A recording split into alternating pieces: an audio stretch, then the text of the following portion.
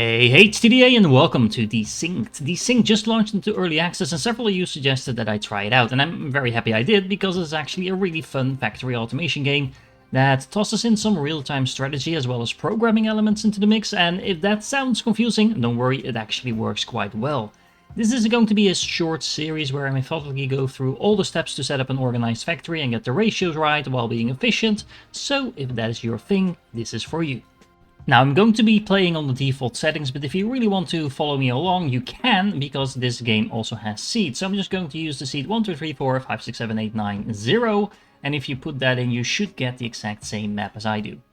Now the game doesn't have much story to it, you're seeing some of it on the screen right here, and there is a little bit of a voiceover that kind of tells you what to do and what to go through the game. It kind of functions as the tutorial. I'll be skipping through that because it's honestly a lot clearer if I just explain it to you as I play.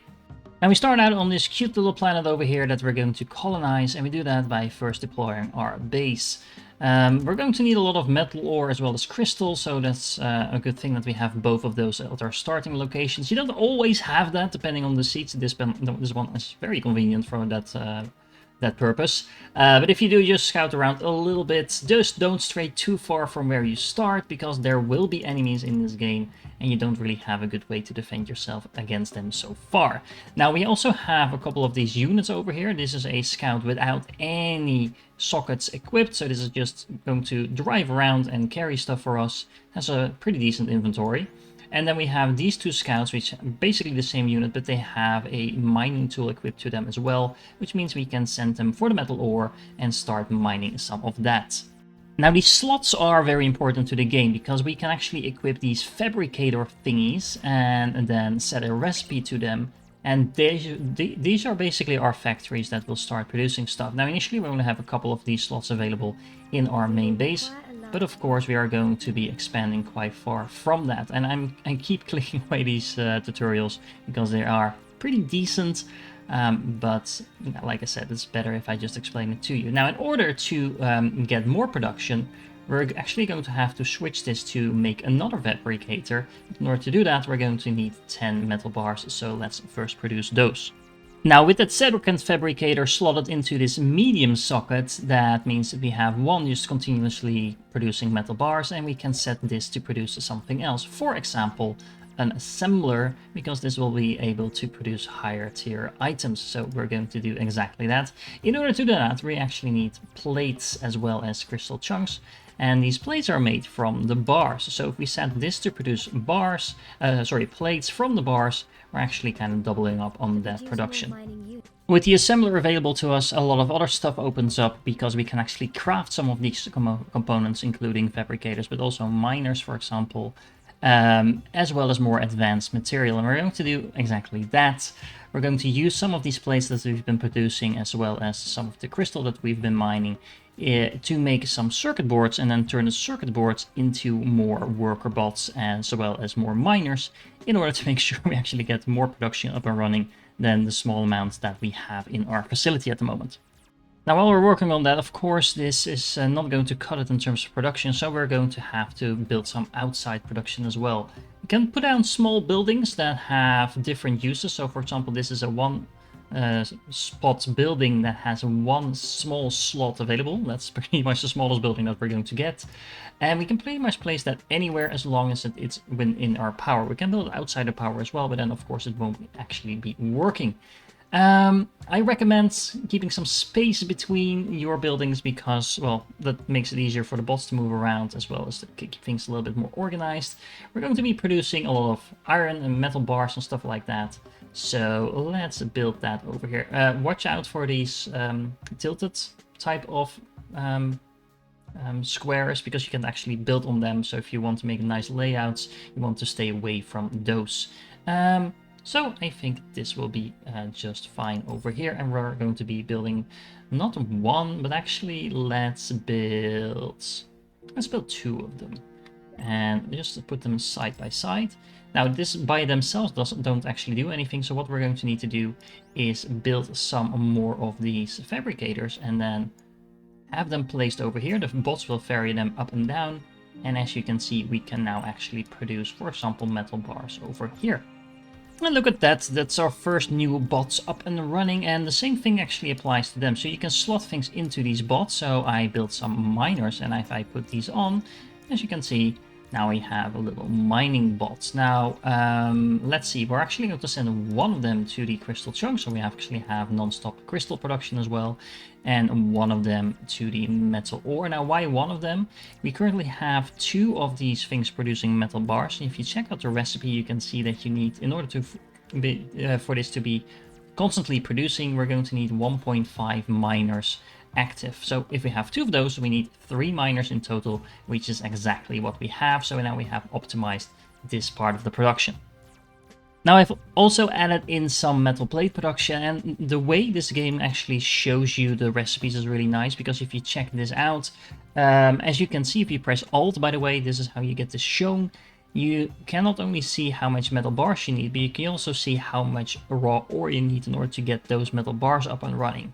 So that way you can actually set up the entire production chain if you want to just duplicate something from scratch just by looking at this. So for example, I would know that right now that I need 2 miners making ore, as well as a little bit more than 1 fabricator making steel, in order to have this building completely working right now. We have a little bit more than that, and that's intentional because we actually do need those metal bars for other stuff as well.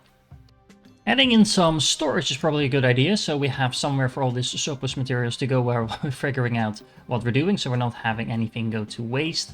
I'm actually going to set up a little bit of a depot over here for some raw ore, and then I'm also going to set up, I think, a depot maybe over here for the bars, as well as a depot over here for the plates. I'm intentionally moving these a little bit away from where the production is, because I want to kind of make this my main production area. It's a nice little open area, you can remove the trees. We also have the plateau over here, which is going to have some of the more dangerous, but also some of the more complex materials. Now, as you can see, these workers don't actually work by themselves from the get-go. They are just sitting here, and that's intentional, just to make sure they don't fly off into your production. You actually need to connect them to the network in order for them to start working. And as you can see, as soon as I do that, they actually start delivering stuff from A to B. Now, we have those initial scouts still in here, as you can see, and these are much faster in moving around. So what I'm actually going to do, I'm going to shift these mining tools from our scouts onto the slower workers, and then just have the workers mine and have our scouts delivering stuff, because as you can see, that's a lot more efficient. Now, before we get into the science and technologies and upgrading stuff, let's see, we should probably automate the circuit boards as well, so we can make as many drones as we want. In order to do that, we're going to have 1.5 of these fabricators making metal plates, which actually we only have 1, so we're going to need to completely duplicate our entire iron production, including the mining bots, of course. And we're also going to need more mining bots making crystals, because as you can see, we need 2.1 in order to make sure this is working non-stop. So let's go and do that. There we go, now we have a positive production of everything. It's pretty tight, so as you can see, every now and then something dips into the minus, but we should have positive production of everything right now. I built some more of these worker bots, and as you can see, it's all starting to look like an actual factory now. And we're actually getting into some power problems, which means it's time to move on to technology. In order to research anything in this game, we're going to need an uplink, which we can easily make now because we have all the materials for that, and we are going to slot that right into one of these medium slots and actually start some technology. With the uplink available, we can get into the technology tree. It's pretty basic initially. We have basic signals, and honestly this tree is initially not that useful, but this will lead to automation and actually the programming part of the game. But for now, we're going to focus on basic structures and basic power, because honestly, we kind of need both. Let's start with the basic structures. As you can see, it needs some metal plates in order to be researched, and then we're going to unlock some new stuff as well as new buildings. And the basic power is going to allow us to, well, do exactly that, build some basic power. Now, while we're researching things, this actually gives us a little downtime, and that's a perfect opportunity to start exploring. Now, before you start exploring, I do recommend that you put a small turret that you start out with on one of your workers before you do that, so it can fight off any enemies it might encounter. But the basic idea is that you try and find some of these explorable buildings on the map. Now, typically these will have some sort of puzzle in there. as well as require some items to be repaired, and they will give you goodies, and these things can be very valuable, especially early on. Now, if you check out this puzzle, for example, what we need to do over here is actually make sure we connect everything up by, well, turning these things. It's a little bit of a puzzle. If that's not your thing, don't worry, it's not a massive part of the game, but it's a nice little thing to do while you're waiting for everything to kind of ramp up in terms of production. And with the first power puzzle solved, we get access to the first goodies. Now, not all of this initial stuff is going to be great or particularly useful, but hey, it's free stuff. However, the rewards do get better because, for example, if we now deliver a circuit board over here, we get a lot more interesting stuff. That is all stuff that we can make by ourselves as well, but it's free, so free is always good.